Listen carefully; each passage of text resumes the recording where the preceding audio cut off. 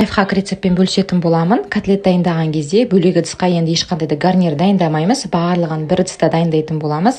Ерекше тәсілмен ерекше котлет дайындаймыз. Котлеттарымыз сочный, мощный болып шығады. Рецепті жоғалтып алмау үшін міндетті түрде өздеріңізге сақтап, маған тіркеліп алыңыздар.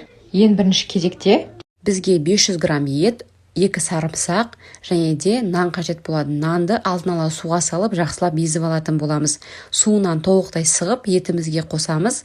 Дәміне қарай қара бұрыш, тұзын қосып, және де бір жұмыртқамызды қосып, барлығын қолымызбен жақсылап араластырып аламыз. Ендігі кезекте бетіне қоятын пюресін дайындаймыз. Ол үшін бізге картопымызға сүтімізді құйып, жақсылап езіп алатын боламыз. Пюреміз дайын болды. Енді котлеттарымызды домалақтап пішінін келтіріп алатын боламыз. Әсел пештің осындай домалақ листіне барлығын салып шықтым.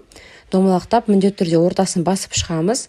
Котлеттарымыздың барлығын жасап болғаннан кейін тура осы пішінде пюремізді домалақтап котлеттардың бетіне қойып шығамыз. Ендігі кезекте құятын соусын дайындаймыз. Ол үшін бізге 250 грамм суық суымызға 1 ас қасық томат және де 2 ас қасық қаймақты қосып, дәміне қарай біраз тұз қосып жіберсеңіздер болады. Барлығын жақсылап араластырып аламыз. Котлетіміздің бетінен үккіштен өткізілген ірімшігімізді қойып шығып, соусымызды құйып 180 градуста асты ғана қосылып тұрған пеште 40 минут пісіреміз.